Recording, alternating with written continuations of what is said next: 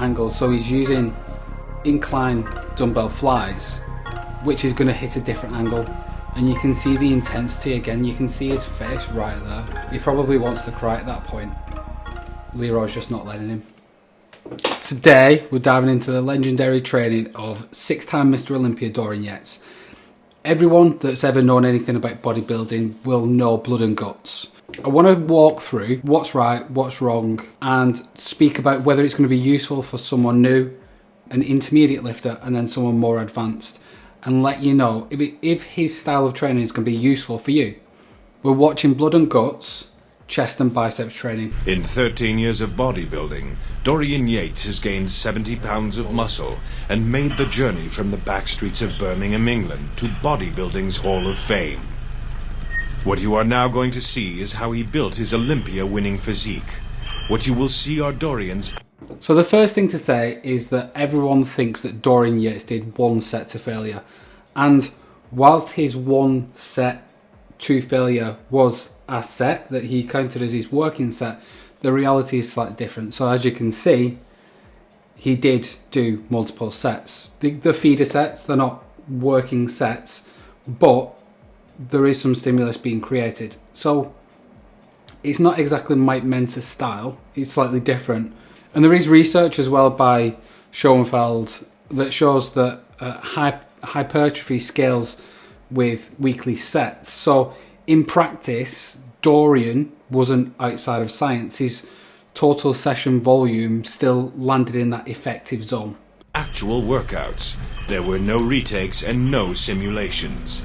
This is a genuine fly-on-the-wall recording of Yates as he works out in his own basement gym in Birmingham.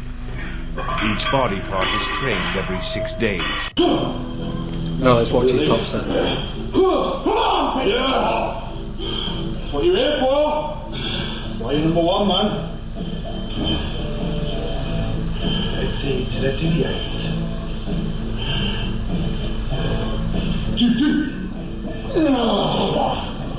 Get a line! And join. That's the line! Drive it up! Good!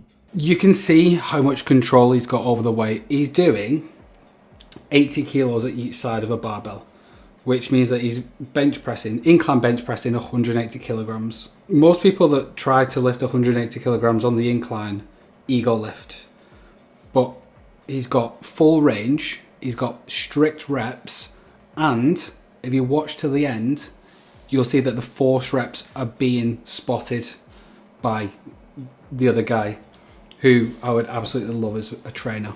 Good! Let's go! Drive it up! Let's go! Let's kick! Drive! Again! Come on now, let's kick it! Finish it! Yeah! That is textbook intensity, and I just watching that back and just thinking maybe if I had Leroy spotting me, I might be able to do 180 kilos. That is hype, man. There are some studies that show that training near failure often matches full failure. But if you're going to do an exercise like this, incline barbell bench press, it's really not wise to do that without a spotter. So you doing this without Leroy behind you is going to be risky, to say the least. Hold it there! There's another one! Hold it! Good set. Strong set. Nice. Yeah! Moving on, if you look at his exercise selection, it's pretty smart. So he's started off with an incline bench press. So he's trying to target the upper chest, and he's doing that first because what he's trying to do is use the muscles when he's got the most energy. So he's strongest in that lift to try to create more tension at that point. Next, he's moving on to something more, we'll call it stable, the hammer strength chest press. Maximum tension, no fluff, just really, really good exercise selection. There is research on this as well, and it's more modern than when Dorian Yates was training, so he was clearly ahead of his time. Long muscle length training suggests adding that additional angle variety can actually boost hypertrophy further. And if you've ever seen Jay Cutler, again 4-time Mr. Olympia, He did this with multiple chest and back angles as well. Dorian stuck with the fundamentals and it clearly worked, but it just wasn't as complete. The guy's a fucking unit, by the way. Look at the size of him. Good. Begin. Good. Come on, man, let's dig. Begin. That's you. Let's dig again. Drive it in again. Give it in. Do one more. One more. So again, his exercise selection is he's hitting the upper chest again, but with a different angle. So he's using incline dumbbell flies, which is going to hit a different angle.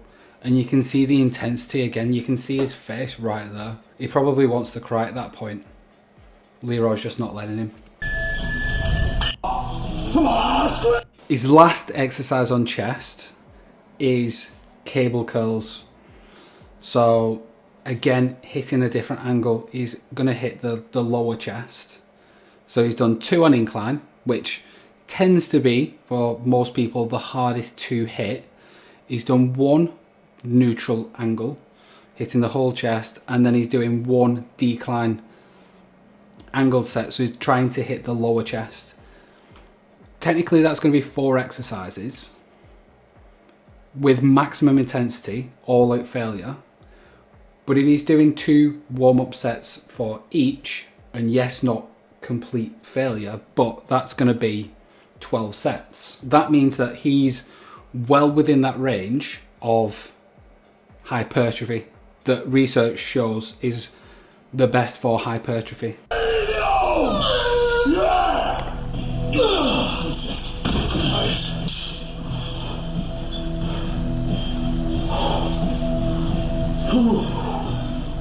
And that 12 reps is shown in meta-analysis it shows growth improves with more than 10 sets per muscle per week, but the best zone varies. The truth is that those feeder sets plus his top set often added up to fail inside those science-based optimal range.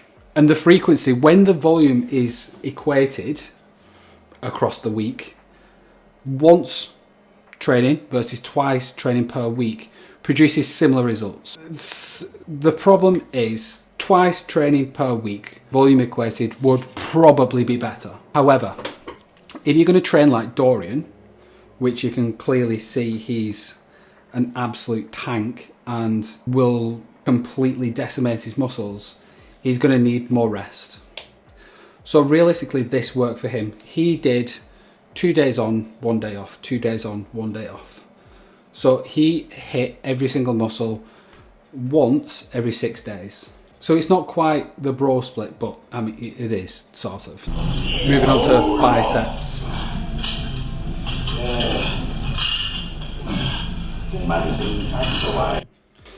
Again, just the form, the execution quality is literally just essential for hypertrophy.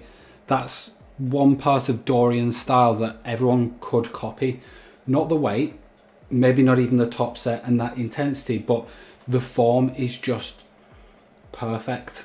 And it's quite clear to see, basically, I think it was 96, 97, that you could see a deformity in Dorian's left bicep. He tore it and had hip issues because he trained so heavy and pushed himself so hard. And there is a review on this that shows that heavy training to failure training elevates that injury risk. For him, obviously, 6 Mr. Olympia titles is worth it.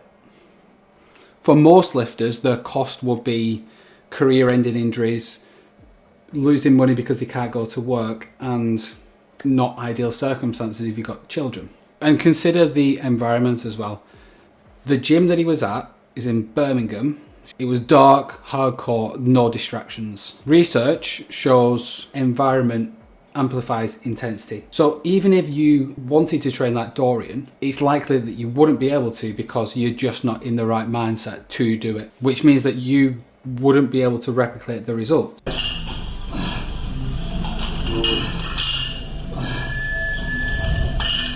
Yes. Business.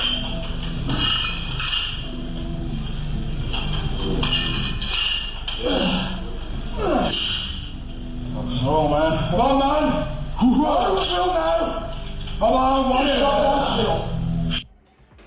And there's another good point as well. You saw that was a feeder set, but you could see the effort going into that one. So yes, it is one all-out set, but there is some stimulus in that feeder set. So the volume isn't just 4, or biceps being 2 sets per week. It's going to be more. So realistically, what should you do? This is just my opinion, based on the science, based on everything else that I've seen. Train close to failure on your hard sets, but not every set. Accumulate enough weekly sets, so hit between 10 and 20 per muscle, and adjust that based on your recovery. And do those sets within a frequency that you can stick to. So that is the bro split, which is perfectly fine, and anyone telling you that isn't is obviously stupid. Push-pull legs, upper lower, full body, that is entirely up to you. This style worked for Dorian because he was able to recover from it. It might not work for you. The genius of this training wasn't just the one set, it was the quality and enough work to grow. Science doesn't and cannot debunk him. It completely explains him. So copy the principles that Dorian shows and not the folklore of one all-out set to failure, because it's not exactly true.